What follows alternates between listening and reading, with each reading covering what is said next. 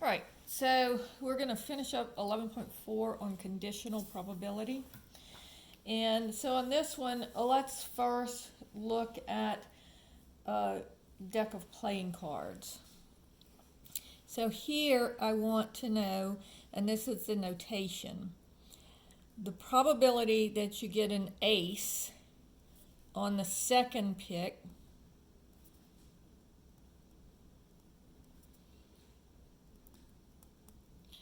when you're pulling two cards out of a deck. What's the probability that you got an ace on the second pick, given, and that's what this means, given that you got an ace on the first pick?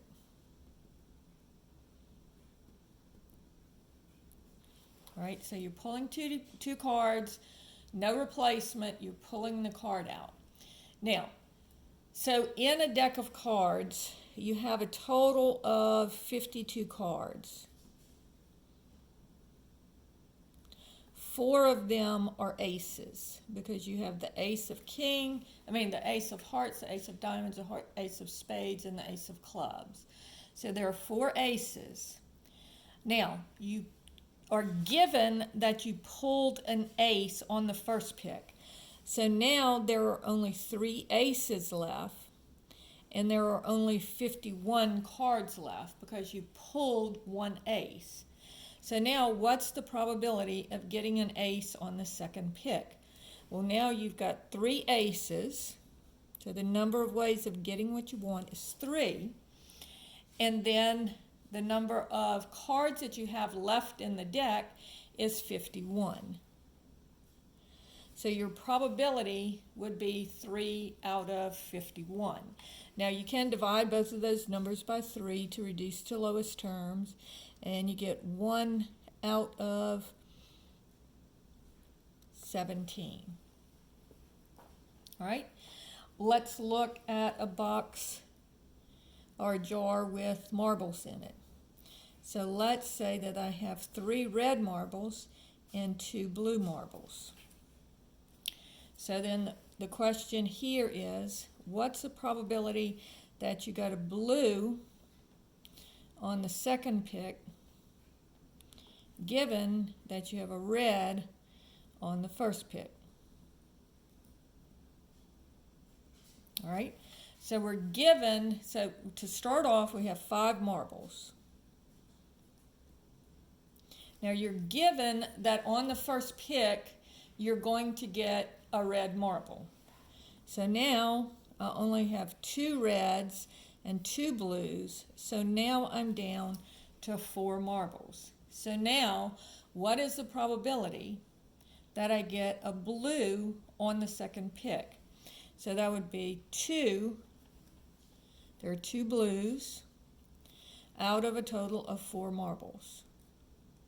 So you have a 1/2 probability of getting a blue on the second pick. All right, so this is called the conditional probability because on this one, it's on the condition that you know that you got an ace on the first pick. And this one, it's on the condition that you know that you got a red on the first pick. Now, let's think about tossing 3 coins, all right? And so conditional probability, let me kind of give you a definition here, is where you are changing the size of the sample space.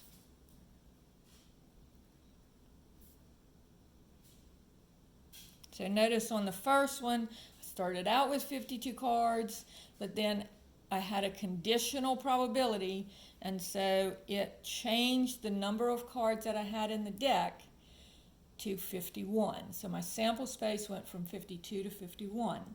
In the marbles in the jar, I started out with 5 marbles in the jar, and then I changed my sample space to where I only had 4 marbles in the jar.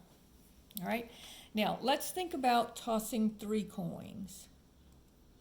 Now we've looked at this sample space before, so I'm just going to write it down. So you could have heads, heads, heads, heads, heads, tails, and you can do a tree diagram to get this, but I'm just gonna, we've done it a number of times, so I'm just gonna write it down. So heads, tails, heads, heads, tails, tails, tails, heads, heads, tails, heads, tails, tails, tails, heads, and tails, tails, tails. So we have 8 items in our sample space. Now on this one, I'm asking, what is the probability of 2 tails given that the first one is heads? All right, so what's the probability of 2 tails given that the first one is heads? Now notice I am changing the size of my sample space.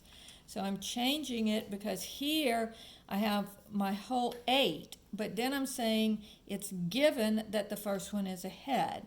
So now I'm not looking at the entire sample space. Now I'm only looking at this part of the sample space. So now I only have 4 in my sample space. All right. So here I have 4 in my sample space, and how many have 2 tails? Well, the only one is this one here, heads, tails, tails. So that would give me, this probability would be 1 out of 4. All right?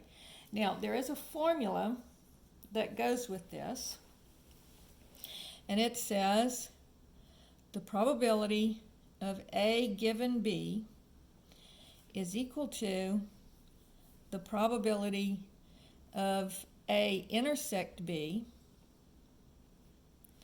over the probability of B. All right? So it's the probability of the intersection over the probability of B. All right? So let's look at this. What's the probability? Now this means, remember, intersection means and. So both, and or both. So what is the probability of A intersect B? That you have both 2 tails and the first one is heads. All right? So let's see.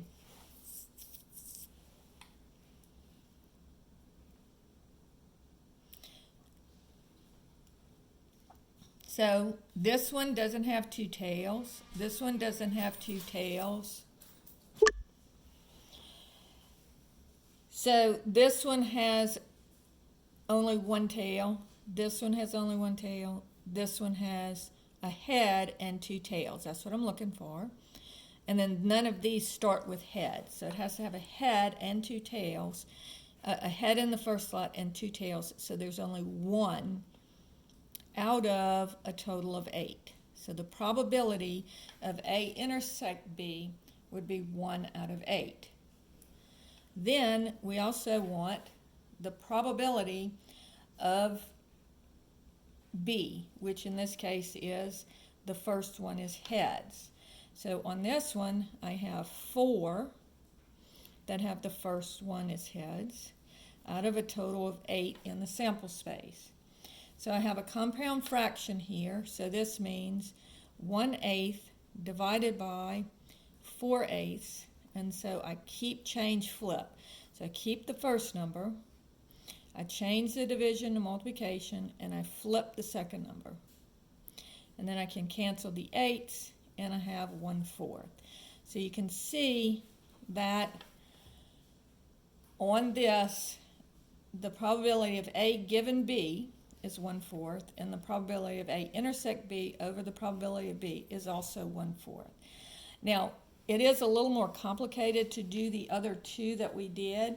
It's actually easier to just look at it and find out what the probability of A given B is. If you would like for me to show it to you, I can, but I'm not going to do it in this video because it's not necessary. All right, so this is just kind of an overview of conditional probability. They didn't go into it very heavily in the book. I won't go into it very heavily on the test either. So this finishes up section 11.4.